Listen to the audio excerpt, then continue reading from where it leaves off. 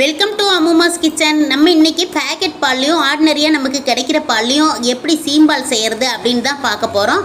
அந்த சீம்பாலை எப்படி செய்கிறதுன்னு பார்க்கறதுக்கு முன்னாடி நம்ம சேனலை இன்னுமே நீங்கள் சப்ஸ்கிரைப் பண்ணாமல் தான் பார்த்துட்ருக்கீங்க அப்படின்னா இப்போவே சப்ஸ்கிரைப் பண்ணிடுங்க. பக்கத்தில் இருக்கிற பெல் பட்டனையும் மறக்காமல் கிளிக் பண்ணுங்கள். அப்போ தான் நம்ம போடுற வீடியோஸ் எல்லாமே உங்களுக்கு நோட்டிஃபிகேஷனாக வந்துகிட்டே இருக்கும். வாங்க வீடியோக்குள்ளே போகலாம். இந்த சீம்பால் செய்கிறதுக்கு நம்மளுக்கு என்னென்ன பொருட்கள் தேவை அப்படின்னு பார்த்தோம்னா, பால் வந்து நம்மளுக்கு பாக்கெட் பாலும் எடுத்துக்கலாம். சாதாரணமா நமக்கு பால் கிடைச்சாலும் நம்ம அந்த பால்லையும் செஞ்சுக்கலாம். அதாவது எருமை பால், பசும்பால் இந்த மாதிரி வாங்கினீங்க அப்படின்னாலும் சீம்பாலா கிடைக்கலனாலும் டெய்லியும் ஆர்டினரியா கிடைக்கிற பால்லையும் நம்ம சீம்பால் மாதிரி செஞ்சுக்கலாம். நான் அது மாதிரி பால் தான் இன்னைக்கு ஒரு 300 ml பால் எடுத்து வச்சிருக்கேன். பாக்கெட் பால்ல தாராளமா செய்யலாம். நல்ல ஃபுல் ஃபேட் மில்கா வாங்கிக்கிங்க. அதுல செய்யும் போது தான் நல்லா டேஸ்டா இருக்கும். அதே மாதிரி இதுக்கு பாத்தீங்கன்னா 2 முட்டை தேவைப்படுது. நான் 2 முட்டை எடுத்து வச்சிருக்கேன். அப்புறம் 6 டேபிள் ஸ்பூனுக்கு சர்க்கரை எடுத்திருக்கேன். அதாவது அரை கப் சக்கரை வருது எனக்கு. 6 டேபிள் ஸ்பூன் சக்கரை எடுத்திருந்தா இந்த 300 ml பாலுக்கு சரியா இருக்கும்.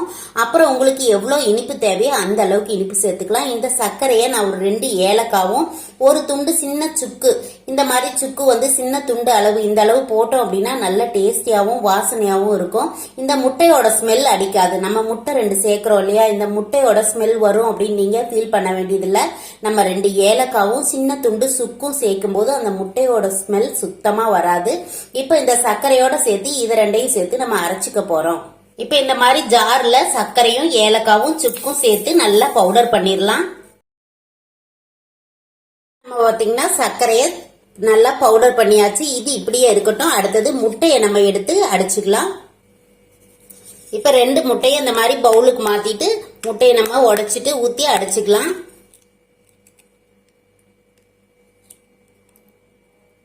முட்டையை நல்லா இந்த மாதிரி ஒரு விஸ்கால கலந்து விட்டுக்குங்க. நல்லா வந்து கொஞ்சம் வந்து இது முட்டை நல்லா கலந்து ஒரு நுரைச்சு வரும்ல அந்த மாதிரி. இப்ப முட்டையை பாத்தீங்கன்னா நல்லா நான் கலந்து விட்டுட்டேன். நல்லா பாத்தீங்கன்னா இந்த அளவுக்கு கலந்தாதான் நம்மளுக்கு பிளஃபியா வரும். அதனால நீங்க கலக்கிறது மட்டும் நல்லா கலந்துருங்க.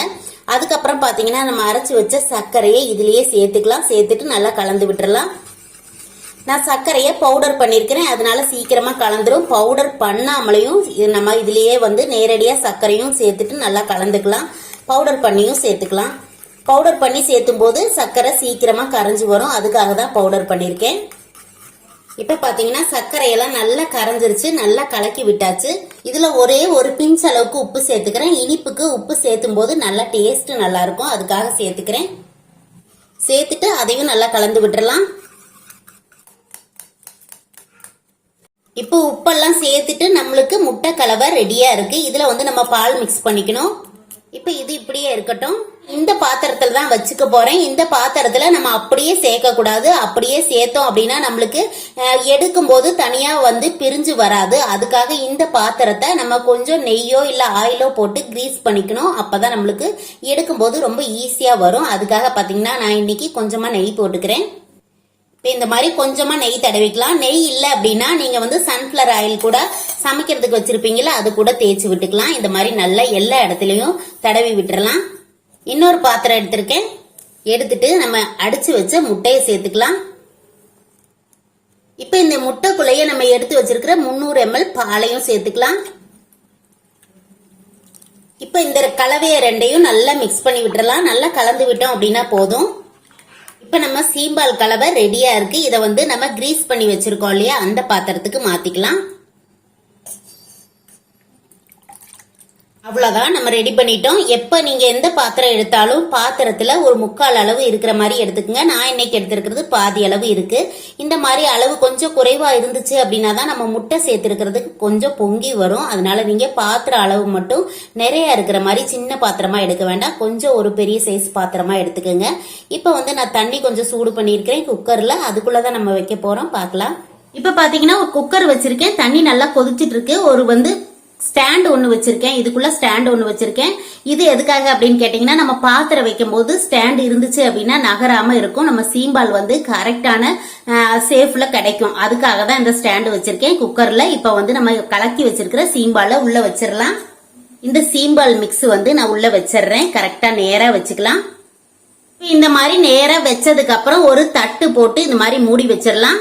இந்த மாதிரி உள்ளே ஒரு தட்டு வைக்கிறதுனால மேலேருந்து நம்மளுக்கு தண்ணி வடியாமல் இருக்கும். அதுக்காக தான் அந்த தட்டு. அதே மாதிரி கேஸ் கட்டும் நம்ம போடக்கூடாது. போடாமல் இந்த மாதிரி மூடி வச்சுட்டு இது வந்து நம்ம ஒரு 30 நிமிஷம் நல்லா லோ ஃப்ளேமில் அடுப்பை வச்சுக்கணும். அடுப்பு வந்து நல்லா லோ ஃப்ளேமில் இருக்குது பாருங்கள். இந்த மாதிரி லோ ஃப்ளேமில் இருக்கும்போது உங்களுக்கு 30 நிமிஷத்தில் நம்மளுக்கு ரெடி ஆகிடும். அதுக்கப்புறமா பார்க்கலாம். இப்போ பார்த்தீங்கன்னா ஒரு 30 நிமிஷம் ஆயிடுச்சு. எந்த அளவுக்கு வெந்திருக்கு அப்படின்னு பார்க்கலாம். இப்போ ஓப்பன் பண்ண உடனேயுமே அந்த தட்டை வந்து தண்ணி இருந்துச்சு அப்படின்னா நீங்கள் மெதுவாக எடுத்துருங்க. அதுக்கப்புறமா இந்த மாதிரி ஒரு கத்தி வச்சு செக் பண்ணி பார்க்கலாம். கத்தியோ இல்லை ஒரு குச்சியோ வச்சு செக் பண்ணி பார்த்தா ஒட்டாமல் வரணும். பாருங்கள், நல்லா ஒட்டாமல் வந்திருக்கு. இந்த அளவுக்கு ஒட்டாமல் வந்துச்சு அப்படின்னா தான் நம்மளோட சீம்பால் நல்லா வெந்திருக்குன்னு அர்த்தம். இப்போ அடுப்பை ஆஃப் பண்ணியாச்சு. ஆஃப் பண்ணிவிட்டு இதை உடனேவே நம்ம எடுத்துடக்கூடாது. நல்லா ஆற வச்சுக்கணும். ஆறுனதுக்கப்புறமா எடுத்தோம் அப்படின்னா தான் நம்மளுக்கு ஒட்டாமல் நல்லா நீட்டாக வரும். சீம்பால் வந்து நம்மளுக்கு எடுக்கிறதுக்கும் நல்லா வரும். இப்போ பாருங்கள், நல்லா ஆறிடுச்சு. ஆறுனதுக்கப்புறம் நான் இது மாதிரி சுற்றிலும் கொஞ்சம் கேக்கெல்லாம் எடுத்து விடுற மாதிரி லேசாக எடுத்து விடணும். முதலே ஆறி வந்ததுனால கொஞ்சம் எடுத்த மாதிரி தான் இருக்கும். அப்புறமா எடுத்து விட்டுட்டு நம்ம எடுத்துக்கலாம். அப்புறம் மேலே ஒரு தட்டு வச்சு இந்த மாதிரி திருப்பி விட்டோம் அப்படின்னா நல்லா நீட்டாக வந்துடும். இப்போ சீம்பால் பாருங்கள் சூப்பராக வந்துருச்சு. கைகள்லேயும் இந்த கிண்ணத்துலேயும் ஒட்டவே இல்லை. அருமையாக வந்திருக்குது நம்மளோட சீம்பால் பாருங்கள். தொட்டு பார்த்தோம்னா நல்லா ஜெல்லி மாதிரி இருக்கும். நல்லா சூப்பராக வந்திருக்கு. சீம்பால் இனிமேல் கிடைக்கலையே அப்படின்னு சீம்பால் கிடைக்கிற வரைக்கும் எல்லாருக்கிட்டையும் சொல்லி வச்சு வெயிட் பண்ணி நம்ம காத்துட்டு இருக்கணுங்கிற அவசியமே கிடையாது.